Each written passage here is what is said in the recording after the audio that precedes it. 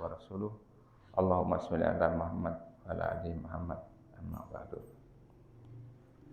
Jamaah al-Islah rahimahullah. Alhamdulillah, puji syukur hadirat Allah Subhanahu wa taala bahwa pada pagi hari ini kita masih dalam keadaan sehat walafiat dalam rahmat Allah Subhanahu wa taala. Kita bisa mampu bersimpuh dan melakukan ibadah semalam suntuk, salat semalam suntuk, dan juga insya Allah meraih pahala yang lebih baik daripada dunia dan seisinya. Salawat dan salam semoga tercurah pada Nabiullah Muhammad SAW, keluarga, para sahabat dan pengikutnya hingga akhir zaman, termasuk kita yang hadir pada hari ini. Mudah-mudahan selalu ada dalam keberkahan dan insya Allah mendapat syafaat dari beliau di yaumil akhir. Bapak Ibu rahimakumullah, pada hari ini kita akan sedikit berbagi ilmu yang mudah-mudahan berkenan Pak Ustadz Utan Aritonga MSc yang akan mengisi pada hari ini. Ya, untuk itu kita tidak lama-lama, 15 menit atau 20. Untuk itu mari kita awali dengan membaca basmalah. Bismillahirrahmanirrahim.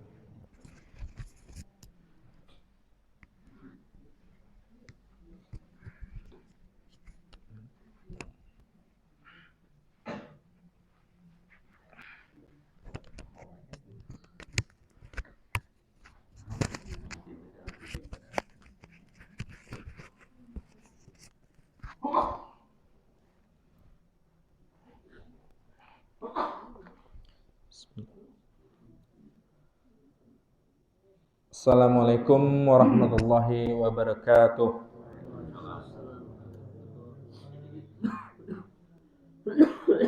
Alhamdulillahilladzi hadana li hadza wa ma kunna linahtadi'a laula an hadanallah. Asyhadu an la ilaha illallah wa asyhadu anna Muhammadan abduhu wa rasuluh. Ihdinas siratal mustaqim siratal ladzina an'amta 'alaihim. Amma ba'd.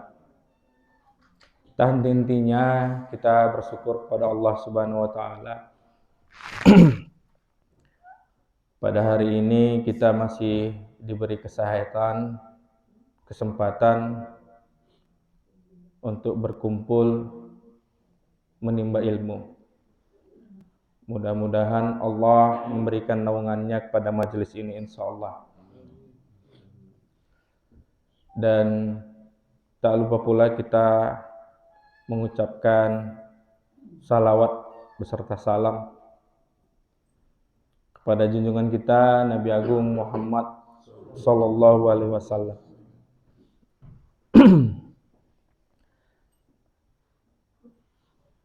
Bapak Ibu,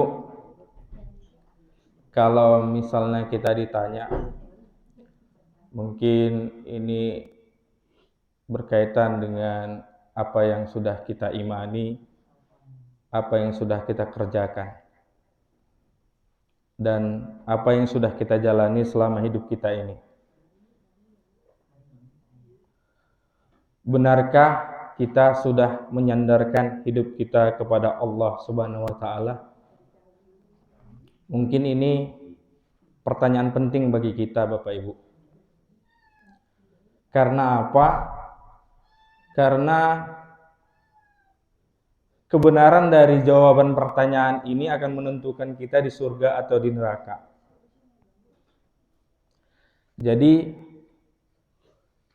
kita susah-susah beramal, ibarat kata kalau kita dalam keadaan perjalanan jauh lalu membawa kantung itu hanya kita isi dengan batu dan pasir. Berat, Pak. Tapi nggak ada gunanya bawa batu dan pasir, dimakan nggak bisa. Mau digunakan apa?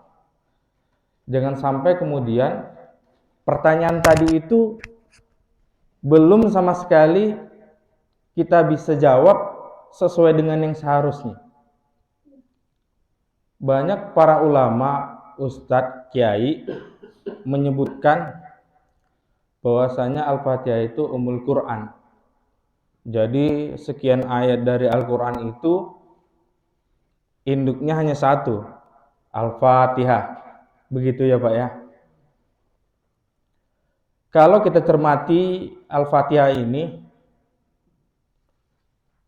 yang pertama kali disebutkan di sana, Alhamdulillahirabbil alamin. Baru yang mendekati terakhirnya, Ihdinas siratal mustaqim.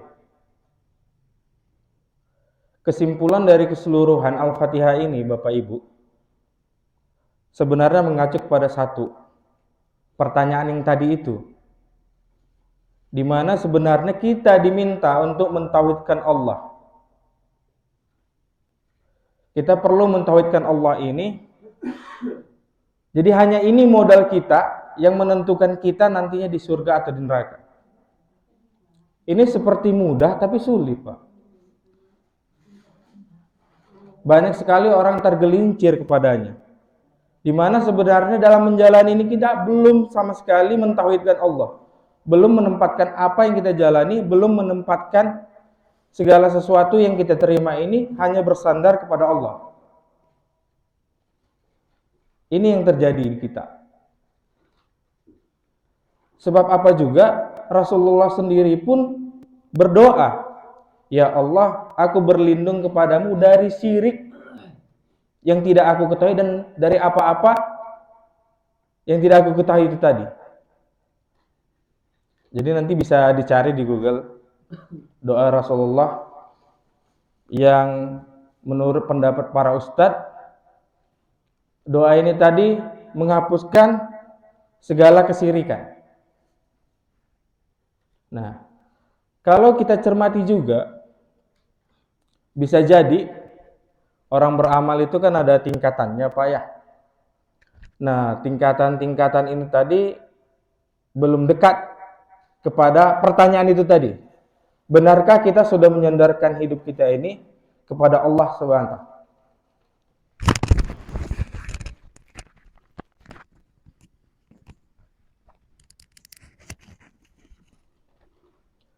Kalau memang kita belum melakukannya, maka dari sekarang, setelah kita mengetahuinya betapa pentingnya ini, Bapak Ibu, kita perlu mewadahi yang namanya ketauhidan ini dengan satu kata kunci atau dasar yang paling penting ini, Bapak Ibu, keikhlasan. Sekian banyak orang barangkali dalam tingkatan amalnya itu tadi, yang pertama biasanya kalau orang beramal itu karena berharap segala sesuatu yang mungkin bagian daripada kehidupan dunia ini. Ada yang seperti itu, Pak. Kemudian ada yang kedua, orang beramal itu karena takut surga, karena takut neraka dan menginginkan surga. Itu yang kedua. Kemudian ada juga orang beramal itu ikhlas kepada Allah, hanya menghamba kepada Allah. Kemudian ada juga orang yang beramal itu tahapan yang keempat, dia tidak tahu, ya begitu saja dia mengerjakannya. Jadi ketika kita berbicara ketauhidan kepada Allah tanpa didasari oleh keikhlasan, agak berat. Ujung-ujungnya akan bermuara kepada balasan. Kenapa kita penting mentauhidkan Allah ini juga? Ada satu hadis dalam hadis Arba'in nomor 24. Dalam hadis tersebut, sepenggal ini daripada hadis itu yang menyebutkan, ya ibadi, hadis ini tadi dari sahabat Abu Dzar Al-Ghifari, ya ibadi, wahai hambaku, sesungguhnya manusia ini atau kita lahir ke dunia ini dalam keadaan tidak berpakaian. Lalu Allah memberinya pakaian. Sesungguhnya kita manusia ini lahir dalam keadaan tidak memiliki makanan. Lalu Allah memberinya makanan.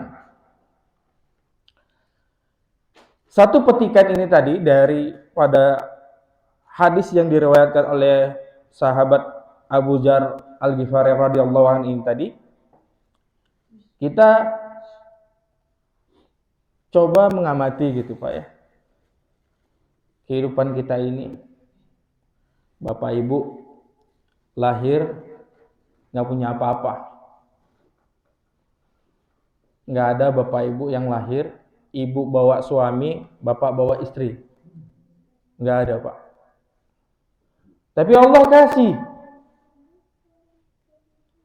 Waktu kecil kita nggak pernah tahu tuh di mana, kapan. Tapi Allah kasih. Mulianya Allah yang Maha Pemberi itu tadi. Bapak Ibu lahir nggak ada yang bawa pakaian. Tidak ada pakaian, Pak. Semua orang dalam keadaan telanjang. Bahkan menangis. Tapi Allah kasih pakaian dan Allah beri kebahagiaan. Bisa punya harta benda, Pak. Allah yang memberinya. Pertanyaannya tadi, sudahkah kita menyandarkan kehidupan kita, apa yang kita jalani ini hanya untuk Allah semata? Jangan-jangan kita sudah dapat segala sesuatunya, tapi kita belum bisa mentauhidkan Allah. Karena apa tadi? Dalam sholat sekalipun, ayat pembukanya yang pertama itu adalah mentauhidkan Allah.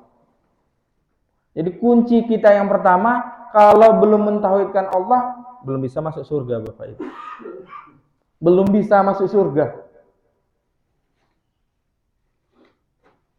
Contoh nih Pak.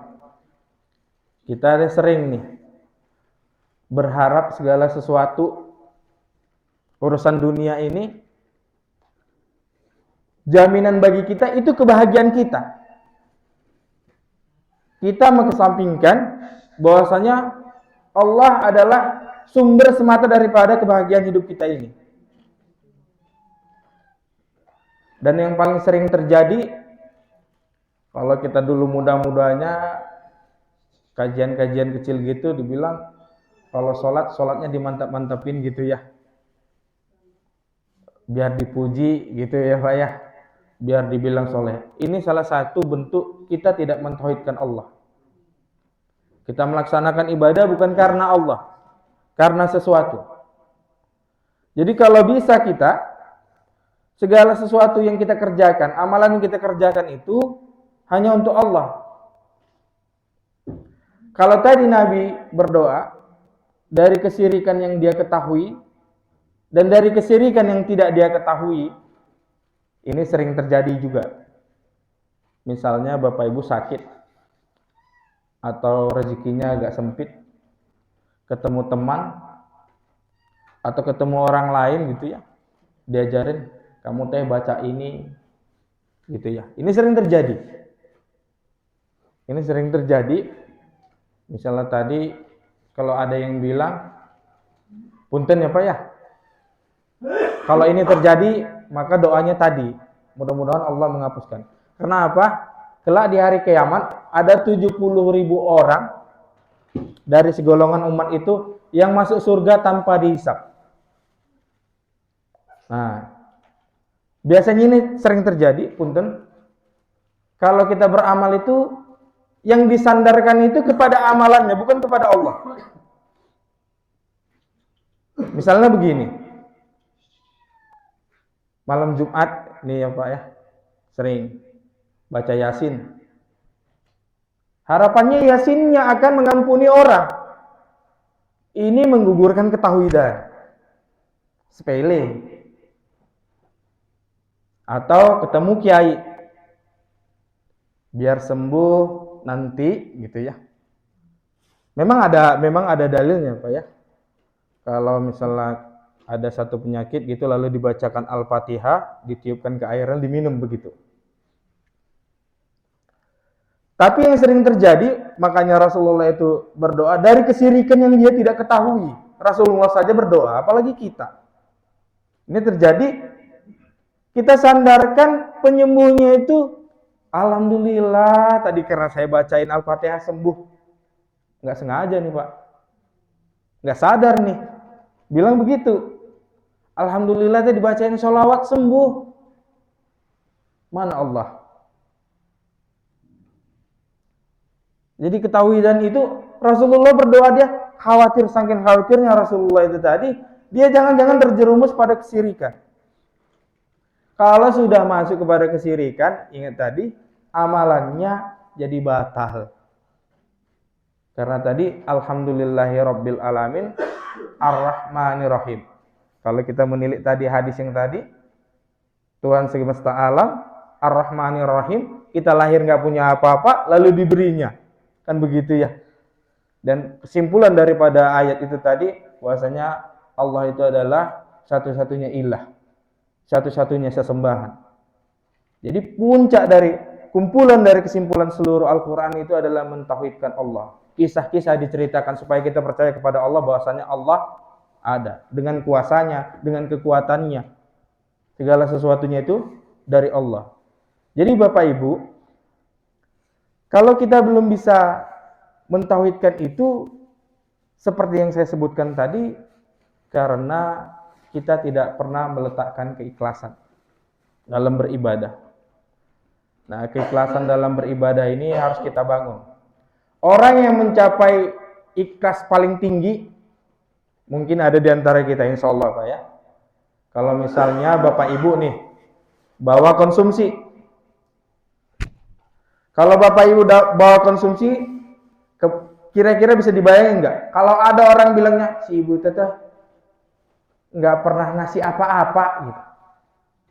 Kalau masih tersinggung, kalau masih menggelitik di hatinya, berarti belum ikhlas Pak. Kebayang ya? Kita sholat tuh, alah si bapak itu sholatnya sekali-sekali juga. Nah, kalau kita masih tergelitik dengan kata itu, tersinggung, tidak suka dengan kata itu, berarti kita belum mencapai tingkat ikhlas yang sebenarnya. Jadi, ketahuidan yang pertama, ikhlas semata karena Allah, ini penting kita bangun. Dasarnya atau pijakannya itu yang paling penting. Jadi tidak ada hal lain kecuali karena Allah semata. Mungkin itu saja petikan singkat ini tadi, mudah-mudahan bermanfaat. Akhirul kalam, fastabiqul khairat. Assalamualaikum warahmatullahi wabarakatuh.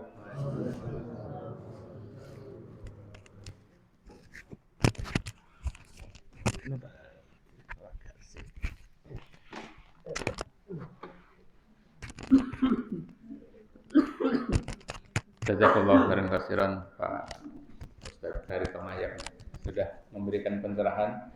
Memang kita di sini harus lebih meningkatkan lagi niat kita ikhlas karena Allah Subhanahu wa taala. Ternyata memang susah juga karena tadi Rasul juga ternyata ingin selalu dalam kehidupannya dibimbing untuk melihat jangan sampai ada syirik yang memang tidak diketahui ya. Oleh karena itu mudah-mudahan pagi hari ini kita awali dengan keberkahannya sehingga kita mulai untuk lebih ikhlas lagi dalam segala amal ibadah kita.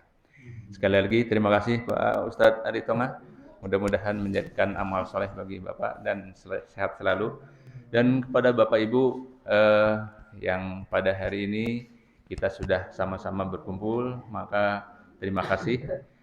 Mari kita ucapkan dengan hamdalah. Alhamdulillahirabbil alamin. Kami atas pengurus menyampaikan jazakumullah khairan katsiran atas kontribusi Bapak Ibu pada pagi hari ini yang membawa sebagian dari rezekinya. Mudah-mudahan keberkahannya kepada Bapak Ibu dan keluarga dan termasuk kita yang juga menikmatinya. Saya kira itu saja. Subhanallah wa bihamdihi, subhanakallahumma wa bihamdika, asyhadu an la ilaha illa anta, astaghfiruka wa atubu ilaik. Assalamualaikum warahmatullahi wabarakatuh.